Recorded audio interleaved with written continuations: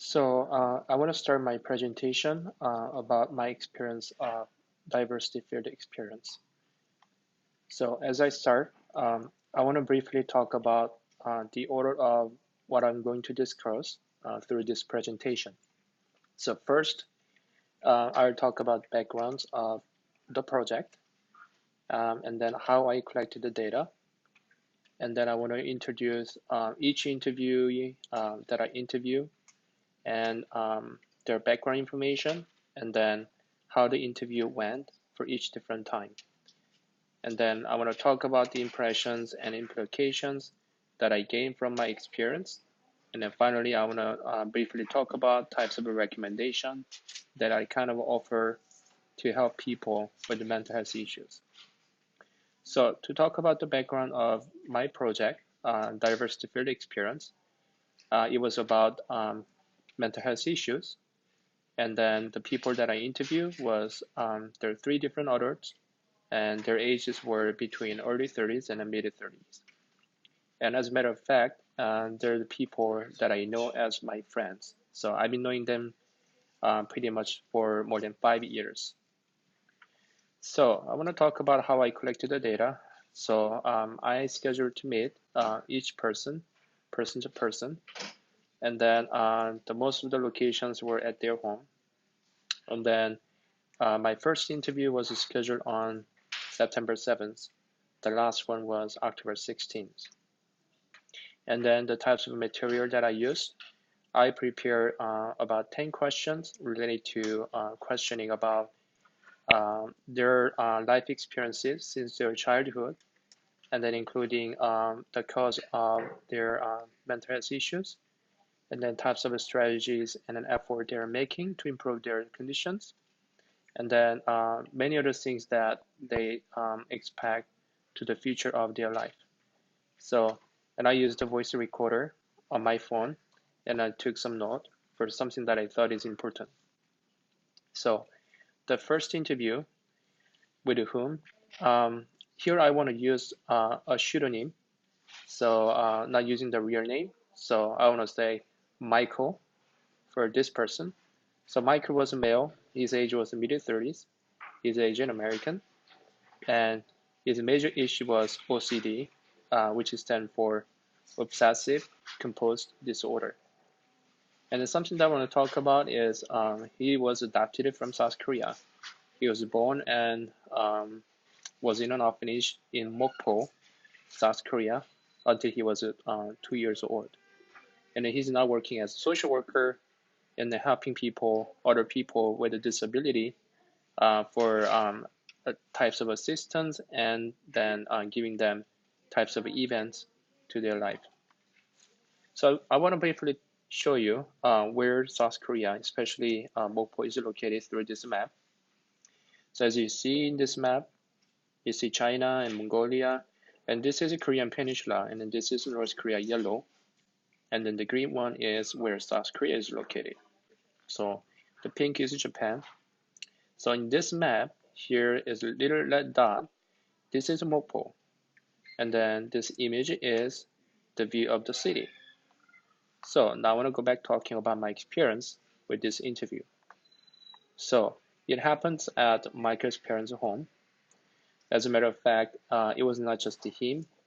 I had his parents because he wanted to be there because they wanted to help him to share the experience and also try to help him to retrieve his childhood memory because they had to share a lot about what happened to his childhood and then what type of experience he had in school. So I heard the information about the main cause, and then it was about his health condition because he was born pretty with a low light body weight, and then he used to suffer very serious strep throat, and then eventually developed OCD. So it was my first time that I heard about the main cause of OCD, but there are some limitation that I had because like I shared before, it was adopted from Korea, and then as a matter of fact, um, you know, since he was adopted, and then since he realized, he's very different than other people, and then studied,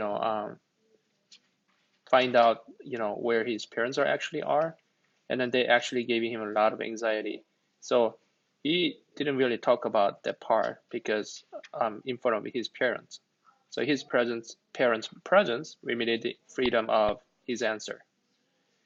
So there are a lot of the strategy and then effort that he's making to improve his condition.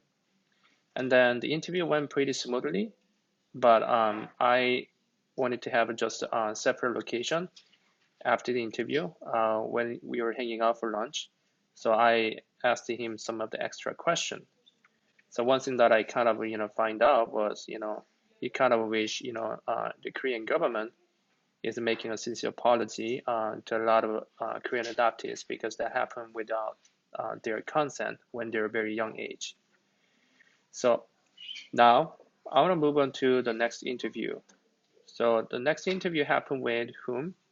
Her name is Amy, is of course its pseudonym, female, early 30s. She's a Caucasian. She was born and mostly grew up in Nyon, but now she's living in Mankato. She has a lot of different kinds of mental health issues. So she's suffering from PTSD, bipolar disorder, polycystic ovary syndrome that happened from her late teenage, and she sometimes experiences schizophrenia. And then more about her background. She's a member of LGBT and she's bisexual. And then she's living in a low income, grew up in a low income family, but she has very gifted talent in reading and writing skill, and also has higher education degree. So here's what I experienced with my second interview. So that happens in the living room in her house, and she's living there with her wife, but her wife was not there. Um, so the interview went pretty peacefully, but at the same time, it was emotional occasionally because whenever she had to share the experiences that she did not really, enjoy it, but whether she feel a lot of stress and feel trauma, and then it was naturally it turned out to be very emotional, and then um, she just kept sharing a lot of information, very detailed information at the moment. So what I found was she remembered very details of our past, especially the experience of something very negative. So of course I heard the reasons why she started having PTSD. It started as with very negative relationship with her family member, especially with her older brother. So there was like a sexual abuse issue when she was very young. And then she also had a lot of experiences of bullying by other classmates in school. And then her parents were a teacher, however, did not really manage, bringing up her children, didn't pay enough attention to what was going on at home. So, and we also talk about, and then how she is managing herself nowadays. And I also heard about a lot of, the strategy or types of effort that she is making to improve her condition today. So the next interview, the last one, it happens on in Nyon. Her name is Sarah. She is early 30, Caucasian. She was born and grew up in Nyon. She is still living with her family, and her family is organizing a small business, but their income status is low. So her mental health issues are PTSD, social anxiety disorder, depression, and also bulimia. She is also a member of LGBT. And then, as I say, she's helping her parents' business, but not really getting enough income to be independent and separated. So what I experienced, it was at home, her house, and then the interview was pretty much emotional most of the time because I didn't expect to really hear a lot of her memory, but when she had to share those memory, And those memories are really, really bad. I mean, that's not something that she can easily share to other people without having trust.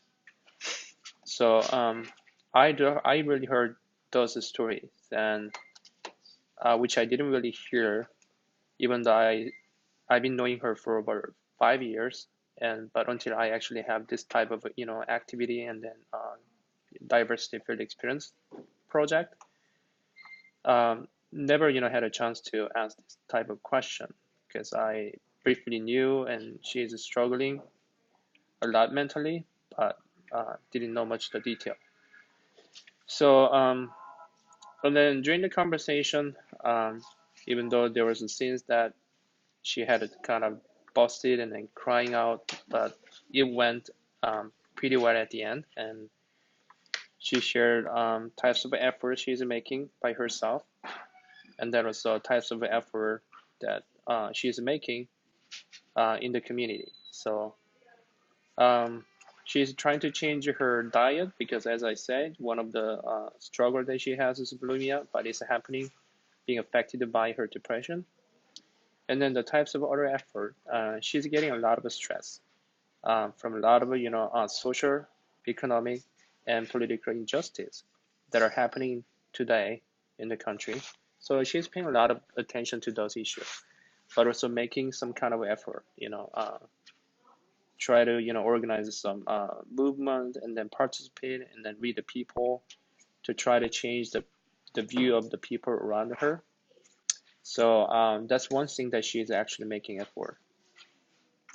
And then she believes that the bright future um, happening that is made of lots of people's eye opening to a lot of issues they didn't they didn't really become aware of before, and then she hopes that it bring a lot of positive changes to the lives of people in minority.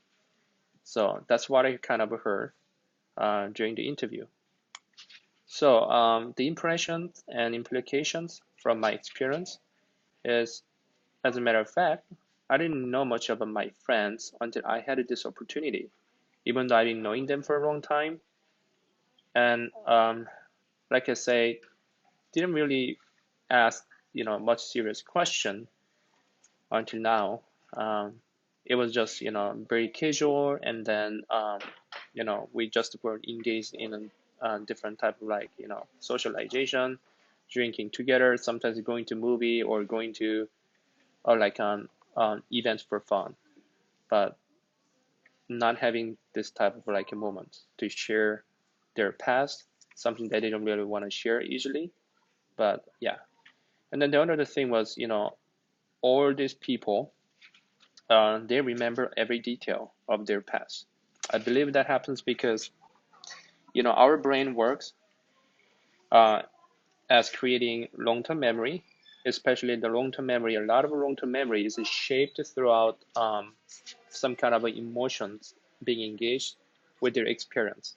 So we have a limbic system. The limbic system is the one that actually create the long-term memory associated with our emotion.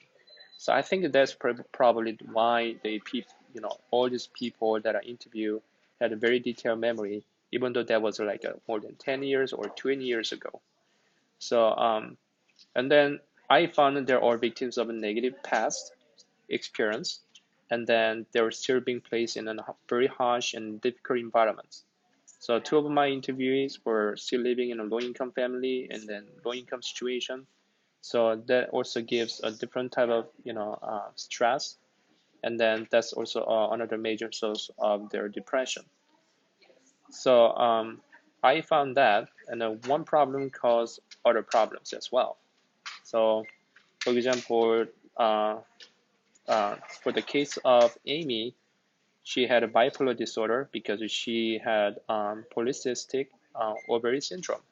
So that kind of like distorted the balance of her hormone in the body, and then that's how she started having bipolar disorder when it's happening, and she has difficulty with her sleeping, and if she doesn't go to bed for like 2 or 3 days, and then she starts feeling very erratic and then irritated, And what happens is like some kind of like a schizophrenic experience. Like sometimes she start hearing some of the words from the radio stations and the TV station that doesn't normally sound out.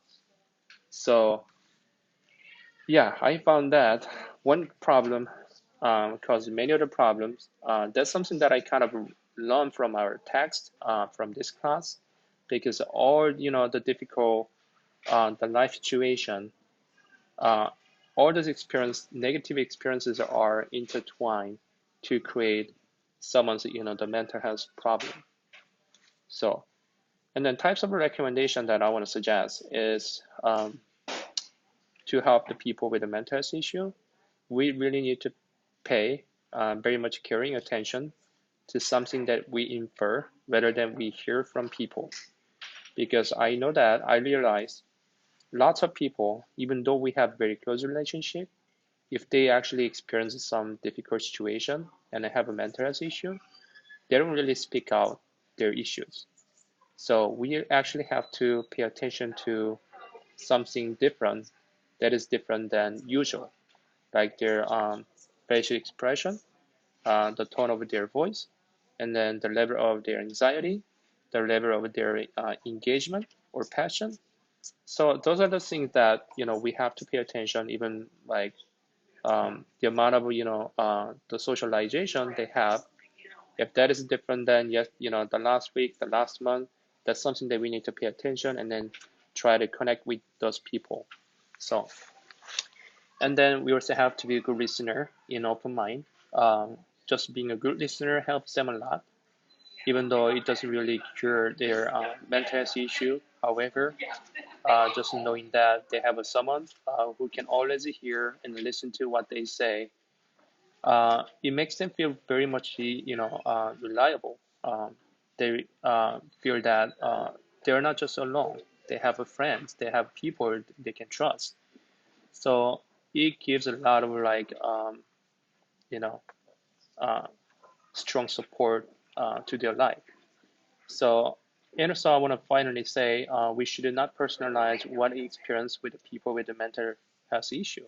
Sometimes we experience some negative behavior or reactions or very antisocial, the mood or behavior. And then people who do not understand this issue, they usually get offended and then change their relationship. So, a lot of people, you know, uh, who are showing this antisocial behavior or some of the offensive, behavior, it doesn't really happen because they had really intention to harm other people's mind. So it's just not persistent. So we really have to be mindful, and then we have to rather take a role of being their personal doctor or counselor with some kind of personal relationship. So that's pretty much all that I want to recommend based upon my experience. Um, and thank you very much for watching my video.